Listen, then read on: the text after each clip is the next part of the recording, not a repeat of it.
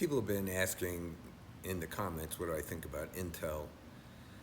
And I would say I think it's a lot bigger issue than that. I mean, we have the Moran papers, we have the BLS person being fired, the Fed guys under attack.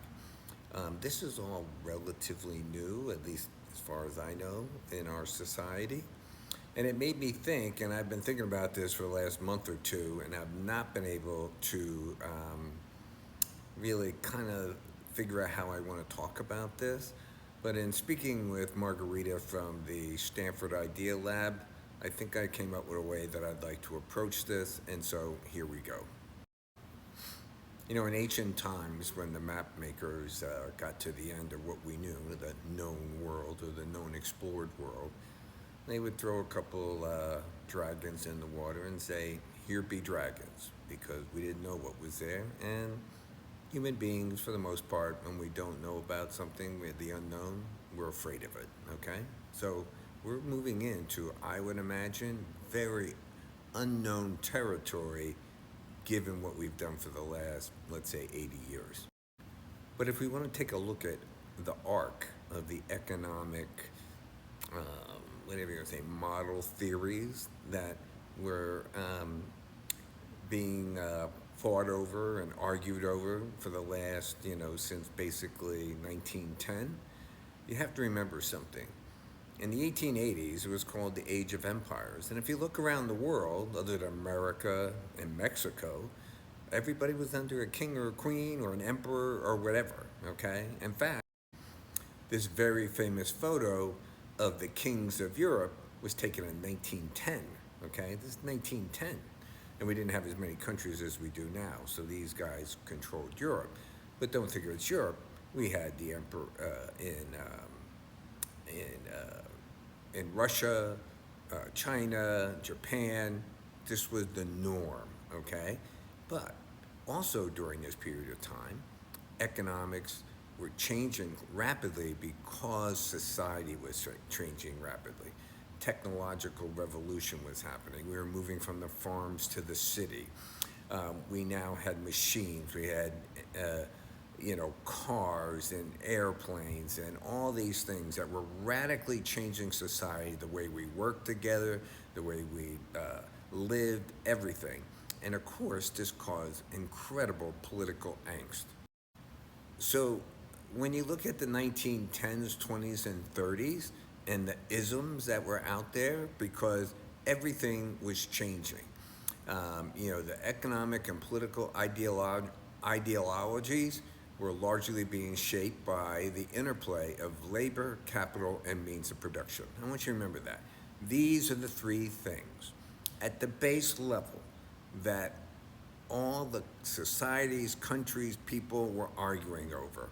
We now had a different kind of labor. We now had more intensified capital. I mean, the one thing that industrialization did, it intensified capital and the returns that it got.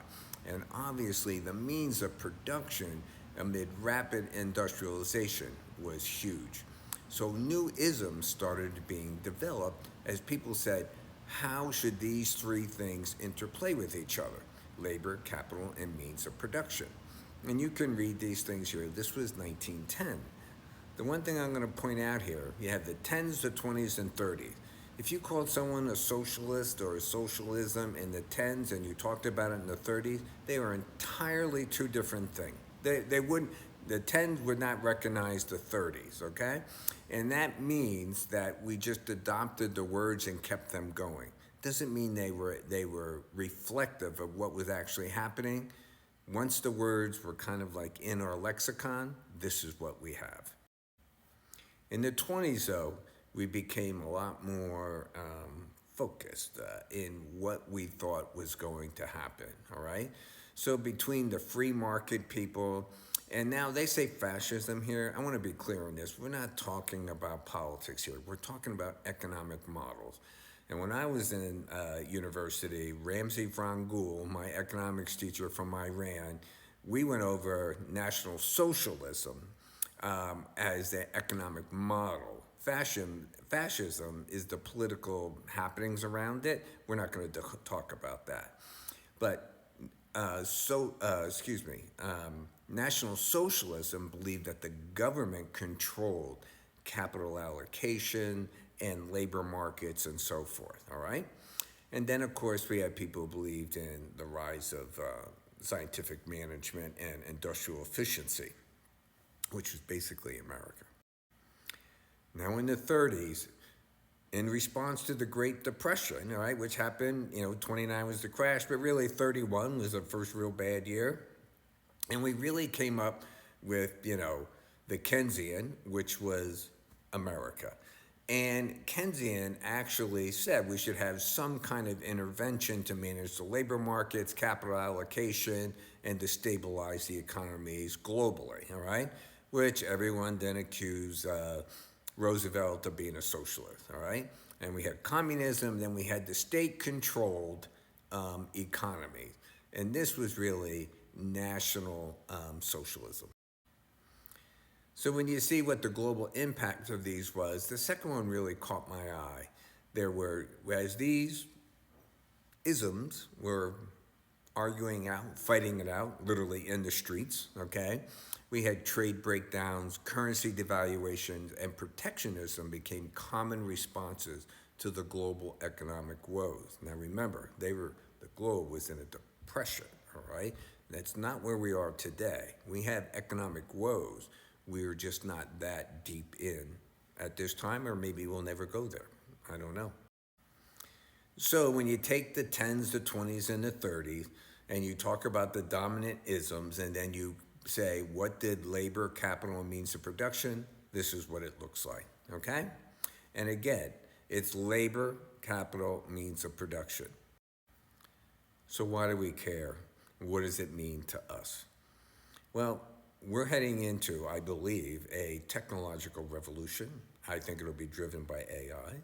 Anybody who follows this channel knows I think AI is incredibly overvalued. It will crash, in my personal opinion. I have no idea when or how, but it will crash. You just can't have companies 500 times earnings, I'm sorry. And, but AI definitively over the next 10 to 20 years is going to radically change our society. And the biggest thing that it's going to hit, all right, I think that's going to hurt us the most is going to be labor, okay? Because we're already seeing where certain things can be replaced, and they're not on the low end, they're more on the high end of what we do. So this then raises questions that we all have to start thinking about. As we're entering into this new era, there'll be isms arising around the world, and they will not agree with each other on how to handle this situation that we're going into. And the three things are now going to start clashing with each other: labor, capital, and means of production. Let's just look at what the government did.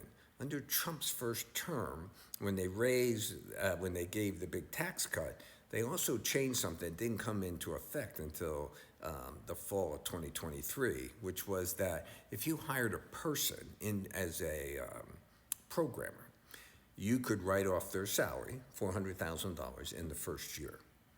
In the fall of 2023, that changed to if you're a domestic worker, it was 10 years. If you're a foreign worker that you hired, it's 15 years. This radically changed everything. But at the same time, they said, hey, you can write down all your capital expenditure on equipment in 1 year. And guess what? We are now seeing layoffs among labor, and all the money being spent on all these data centers, right? It's just basically a huge tax write-off for these people. Now, this is showing how labor, capital, and means of production. And with AI, we have two things going on here too. AI is going to affect the means of production. It's going to be robotic. I mean, I would suggest everybody go online and look at what the dark factories in China and how they work. It's scary, okay? So here we are. What is the new ism going to be, right? Is labor going to have a seat at the table? Will it be a diminished seat? What do you think? Like and follow and tell me in the comments.